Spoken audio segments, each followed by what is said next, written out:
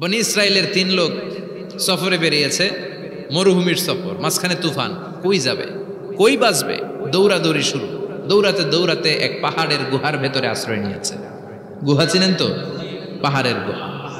আশ্রয় নেওয়ার সাথে সাথেই বৃষ্টির পানির ঝাপটায় পাহাড়ের উপর থেকে বিশাল এক পাথর খণ্ড এসে পাহাড়ের গুহার মুখটা বন্ধ করে দিয়েছে। বন্ধ, অন্ধকার। এরা পড়ছে বিপদে, হায় হায়, বাঁচার জন্য ঢুকলাম, এখন দিই মরণ।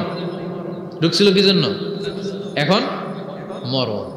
বিশাল পাথরের খণ্ড এসে গুহার রাস্তাটা বন্ধ করে দিয়েছে। 3 জন গায়ে যত শক্তি ছিল ধাক্কায়ও পাথর সরাইতে পারে না। হায় হায়, অক্সিজেন ভিতরে যা আছে আধা ঘন্টা শেষ হয়ে যাবে। কি করে বাঁচবো? বাঁচার উপায় নাই। চিল্লা ফাল্লা শুরু হয়ে গেল, কান্নাকাটি শুরু। একজন বলে, তোমাদের জীবনে কার কি ন্যাক আমল আছে, যেই ন্যাক আমলটা আল্লাহর ভয়ে করছিল ওইটার ওসিলা দিয়ে দোয়া করে দেখো কিছু হয় কিনা। সুবহানাল্লাহ কোন? এটাই উপায়। একজন হাঁটু গেড়ে চোখের পানি ছাড়া শুরু করছে আর দোয়া শুরু করছে, আল্লাহ আল্লাহুম্মা কানাত লি আবাওয়ান শাইখান কাবীরা। আল্লাহ, আমার বাবা মা ছিল বৃদ্ধ বৃদ্ধা, আমি পেশায় রাখাল, সারাদিন ছাগল চড়িয়ে রাত্রিবেলা দুধ আনতাম, সবার আগে আব্বা আম্মারে দিতাম, এরপরে আমার ছেলে মেয়ে, এরপরে স্ত্রী। একদিন গভীর রাতে এসে দেখি আব্বা আম্মা ঘুমায়। দুধের বাটি নিয়ে আব্বা আম্মার মাথার সামনে দাঁড়িয়ে রইলাম। ছেলে মেয়েগুলো আব্বা এসে বলে, আব্বা দুধ দাও। আমি বললাম পরে, আগে আব্বা আম্মা খাবে, তারপরে তোরা। ছেলে মেয়েগুলো কান্না জুড়ে দিল, আমি দেই নাই। ফজর পর্যন্ত দাঁড়িয়ে রইলাম। ফজরের আগ দিয়ে আব্বা আম্মা ঘুম থেকে উঠে দেখে তো আমার অবাক, কিরে বাবা দাঁড়িয়ে কেন? বললাম প্রতিদিন দুধ খেয়ে ঘুমাও, আজকে আগে আগে ঘুমিয়েছ, দুধ খাও নাই, তোমাদেরকে আগে দিব বলে দাঁড়িয়ে রইলাম। আল্লাহর ডেকে বলে, আল্লাহ ওই দিন সারা রাত দুধের বাটি নিয়ে মা বাবার শিওরে আমি দাঁড়িয়েছিলাম। ফজরের সময় আব্বা আম্মারে দুধ খাওয়ালাম, তারপরে ছেলে মেয়েদেরকে দিয়েছিলাম, তারপরে স্ত্রীর মুখে দিয়েছিলাম। ও মাবুদ, ওই দিনের এই কাজটা আমি দুনিয়ার কাউরে খুশি করার জন্য করি নাই, শুধুমাত্র তোমার খুশি ছাড়া। ওই রাতের ইবাদত যদি তোমার দরবারে ভালো লেগে থাকে, ফাফাররিজ আন্না মা নাহনু ফি, আজকের বিপদের দিনে কেউ বাঁচানোর নাই, তুমি আমাদের বাঁচাও। ফানফাজারাত, মুহূর্তের মধ্যে 1/3 বিশাল পাথর খণ্ডটা 1/3 ডান দিকে সরে যায়, এক পাশে সরে যায়।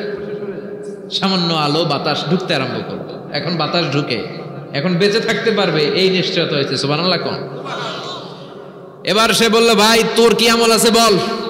দ্বিতীয় জন হাঁটু গেড়ে আবার চোখের পানি ছেড়ে আল্লাহর ডেকে বলে, মাবুদ আমার এক চাচাতো বোন ছিল, কানাত লি ইবনাতু আম জামিলা ওয়া কুনতু উহিব্বুহা কাআশাদ্দি মা ইউহিব্বুর রিজাল আন-নিসা। আল্লাহ, সুন্দরী, অনন্যা, অপ্সরী, প্রিয়ংবদা, অনুসুয়া, গুণবতী, রূপবতী আমার এক চাচাতো বোন ছিল, তার প্রেমে আমি ছিলাম পাগল পাড়া, কিন্তু সে তো আমার ডাকে সাড়া দেয় না। অনেক চেষ্টা করলাম তারে পাওয়ার জন্য। চাচাতো বোন আমারে বলে, 100 স্বর্ণ মুদ্রা যেদিন দিতে পারবা ওই দিন আমারে পাবা। এবার আমি স্বর্ণ মুদ্রা কালেকশনের কাজে লেগে গেলাম। বছরের পর বছর চেষ্টা করে 100 স্বর্ণ মুদ্রা যেদিন পেলাম ওই দিন চাচাতো বোনের কাছে গেলাম, যে তার হাতে স্বর্ণ মুদ্রা দিলাম, বললাম চলো এবার আমরা অপকর্ম করি। স্বর্ণ মুদ্রা পেয়ে সেও খুশি, আমিও খুশি। সে পাইছে স্বর্ণ, আমি পাইছি তারে। গোপন একটা রুমের ভেতরে ঢুকলাম, দুজনে জামা কাপড় খুলে ফেললাম, নেকেড হয়ে পাপ কাজ শুরু করব। ইন দা মিন টাইম আমার চাচাতো বোন আমারে বলে, ও আমার চাচাতো ভাই, আমারে তুই আমার সতীত্ব তুই নষ্ট করে দিস না, ইত্তাকিল্লাহ, আমার সম্ভ্রম তুই শেষ করে দিস না, ইত্তাকিল্লাহ, আল্লাহরে ভয় কর। আল্লাহ, ওই মুহূর্তে ফিরে আসা কঠিন কঠিন, কিন্তু ইত্তাকিল্লাহ, আল্লাহরে ভয় করে, এই শব্দটা যখন শুনলাম আমার ভিতরটা কেঁপে উঠেছে। আমি মুহূর্তে তোমার ভয়ে জামা পড়ে ওই রুম থেকে চিৎকার মেরে বেরিয়ে গিয়েছে।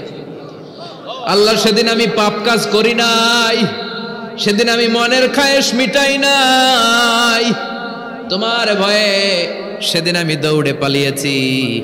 ওই দিনের ইবাদতটা, আমলটা যদি তোমার কাছে ভালো লেগে থাকে, ফাফাররিজ আন্না ফিমা নাহনু ফি, আজকে যেই বিপদে আছি তুমি বাঁচাও। বলার সাথে সাথে 2/3 2/3 পাথরের খণ্ডটা আরো ডান দিকে সরে যায়। সুবহানাল্লাহ পড়েন। এবার আরো বড় ফাঁকা হয়েছে। এবার তারা বেরোতে চেষ্টা করলো, দেখে মাথা বের হয়, শরীর বের হয় না, হাত বের হয়, পিঠ বের হয় না, পা বের হয়, দেহ বের হয় না, আরো ছুটতে হবে। এবার বাকি আছে কয়জন? একজন। সে দোয়া করতে শুরু করলো, আল্লাহ ইস্তাজারতু জারাক, আমি ব্যবসায়ী ছিলাম, অনেক শ্রমিক ভাড়া করে একদিন একটা কাজ করালাম, সব শ্রমিকের টাকা দিয়ে দিলাম। এক শ্রমিক টাকা না নিয়ে ভাগলপুর কই যে গেছে নিজেও জানি না, ওর টাকা আমার কাছে রয়ে গেল। এই শ্রমিককে আর টাকাটা বুঝাই দিতে পারি নাই। এই টাকা দিয়ে আমি কয়েকটা ছাগল কিনলাম, এই ছাগলগুলো বাচ্চা দিল, ওগুলো বাচ্চা দিল, ওগুলো বাচ্চা দিল, দিতে দিতে বিশাল ছাগলের ডেয়ারি ফার্ম করে ফেললাম তার ওই টাকা দিয়ে। এক যুগ 12 বছর পরে সে এসে বলে আমার টাকা ফিরায় দাও। আমি বললাম এই যে ছাগলের ডেয়ারি ফার্ম পুরোটাই তোমার। সে বলে আতাস্তাহজিউ মিন্নি, আমার সাথে ঠাট্টা করো? আমি পাই সামান্য কয়টা টাকা, এক যুগ আগে যেই টাকা পাইতাম ওইটা দিলেই চলবে। আমি বললাম ও শ্রমিক, তোমার টাকা দিয়ে আমি ছাগল কিনে ব্যবসা করেছি, ছাগল বাচ্চা দিয়েছে, বাড়তে বাড়তে বাড়তে বাড়তে আজকের বিশাল এই ডেয়ারি ফার্ম, এই ডেয়ারি ফার্মের মালিক আমি নই, তুমি নিয়ে যাও। বলার সাথে সাথে শ্রমিক আনন্দে নাচতে নাচতে ডেয়ারি ফার্ম নিয়ে যায়। ও আল্লাহ, ওই দিন যদি সে যতটুকু টাকা পাওনা ছিল অতটুকু দিলেই সে খুশি হয়ে যেত, শুধু তোমার খুশির জন্য পুরো ডেয়ারি ফার্ম আমি তারে দিয়ে দিয়েছিলাম। আল্লাহু আকবার। আল্লাহ, আজকের এই বিপদের দিনে আমার সেদিনের আমলটা যদি তোমার কাছে ভালো লাগে তুমি বাঁচাও। বলতে দেরি, মুহূর্তের মধ্যে বিশাল প্রকাণ্ড পাথর খণ্ডটা অন্যদিকে দৌড়ে চলে যায়।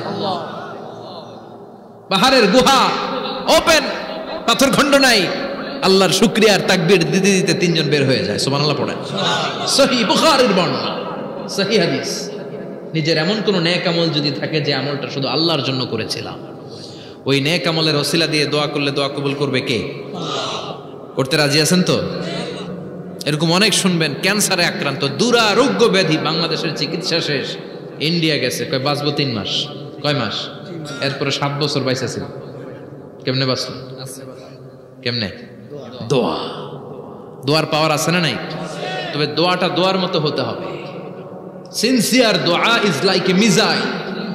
একনিষ্ঠ দোয়া এটা মিসাইলের মতো। মিসাইল হামলা করলে ইঞ্চি ইঞ্চি যেখানে মিসাইল বোমাটা পড়ার কথা ঠিক ওখানে পড়বে। ড্রোন হামলা করলে ঠিক ওখানে, ব্যালিস্টিক ক্ষেপণাস্ত্র নিক্ষেপ করলে লক্ষ্য বস্তু যেমনি ভিত করে, তেমনি দোয়ার মতো দোয়া করলে মুহূর্তেই দোয়া কবুল হয়ে যায়। আমরা দোয়ার মতো দোয়া করতে জানি না, কেমন করে দোয়া করতে হয় আমাদের জানা নাই, এজন্য দোয়াও কবুল হয় না। চিল্লা এখন ঠিক কিনা? কিন্তু আল্লাহ ওয়াদা দিয়েছেন, উজিবু দাওয়াতাদ দাঈ ইযা, আমার বান্দা দোয়া করলে আমি দোয়া কবুল করি, আমার বান্দা চাওয়া মাত্রই আমি কবুল করে নেই। সুবহানাল্লাহ পড়েন। যত দোয়া আপনি করেছেন সব কবুল, সব, অল অফ ইউর দোয়াজ আর অ্যাকসেপ্টেড, সব কবুল হয়েছে আল্লাহর কসম। অনেকে বলবে হুজুর এটা আবার কি কইলেন, এতক্ষণ তো ভালোই কইতেছিলেন। সব দোয়া আবার কবুল হয় কেমনে? আমি তো জীবনে কত কিছু চাইলাম, কত কিছুই তো পাই নাই। আছে না এরকম? অনেকে অনেক পেরেশান, আফসোস করে হুজুর চাইলাম আল্লাহ দিল না। 4টা মাইয়া, এবার কাবা ধইরা চাই আইছি পোলার কথা, এটাও হয়েছে মাইয়া। আছে না নাই? 5টা ছেলে হয়েছে, মেয়ের জন্য বুকটা হাহাকার। হজে যে আরাফাতের ময়দানে চেয়ে আসলাম, এইবারও হয়েছে আর একটা পোলা। আছে না নাই? কত কিছু চাইলাম, পাইলাম না, হুজুর দিল না আল্লাহ। বলে না আপনার সব দোয়া কবুল, তবে কবুল হওয়ার 3টা সিস্টেম আছে। কয়টা? 3টা। চান্দোলার ভাইয়েরা মনে থাকবে? কয়টা? 3টা। আপনি যত দোয়া করছেন সব কবুল, কারণ আল্লাহর কাছে কিছু চাইলে আল্লাহ ফিরায় দিতে জানে না। আল্লাহ জানেই না কেমনে ফিরায় দিতে হয়। সুবহানাল্লাহ কোন? চাওয়া মাত্রই আল্লাহ বলে অ্যাকসেপ্টেড, যা কবুল, দিব দিব না এটা বলতে জানে না, চাওয়া মাত্রই বলে দিব। 3 সিস্টেম। নাম্বার 1, আপনি আল্লাহর কাছে দোয়া করলেন, চাইলেন, আল্লাহ বলে দিব, বলেই তিনি দিয়ে দেন আর আপনি খুশি হয়ে যান, পেয়ে গেলেন। নাম্বার 2, আপনি আল্লাহর কাছে দোয়া করলেন, চাইলেন, তখনও আল্লাহ বলে দিব, তবে এখন না, সবুর, একটু পরে দিব। কখন দিলে আমার জন্য ভালো, আমার চেয়েও ভালো জানে কে? আল্লাহ, পরে দিবে। নাম্বার 3, চাইলেন, দোয়া করলেন, আল্লাহ তখনও বলে দেব, তবে এখনো না, পরেও না, কিয়ামতের দিন যেদিন বিপদে পড়বে ওই দিন দেব। যেদিন তোর বাবা তোরে চিনবে না, তোর মা তোরে চিনবে না, বন্ধু বন্ধুরে চিনবে না, পীর সাহেব মুরিদরে চিনবে না, মুরিদ পীর সাহেবরে চিনবে না, ইমাম সাহেব মুসল্লিরে চিনবে না, মুসল্লি ইমাম সাহেবরে চিনবে না, কেউ কাউরে চিনবে না। ওই কঠিন দিনে তোরে আমি বাঁচাইয়া দেব। তাইলে দোয়া যা করছেন ছোটবেলা থেকে আজকে পর্যন্ত, লস হয়েছে না লাভ? লস না লাভ? প্রতিদিন শতবার তাওবা ইস্তেগফার করতে রাজি আছেন? আল্লাহর জিকির করতে রাজি আছেন তো? আর বেশি বেশি দোয়া করতে রাজি আছেন?